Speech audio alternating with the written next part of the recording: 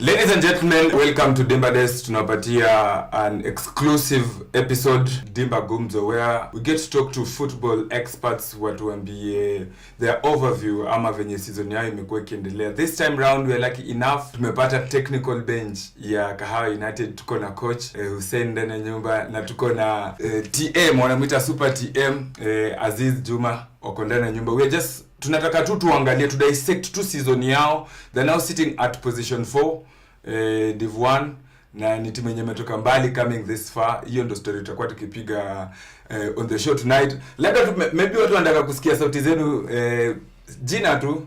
Good afternoon jamaa. Mimi ni coach wa Kahawa United, ambaye naitwa Hussein Mohamed. Name ni Machinga. Niko leo hapa kwa nyumba kuangazia mambo ya mchezo na timu yetu ya Kahawa United.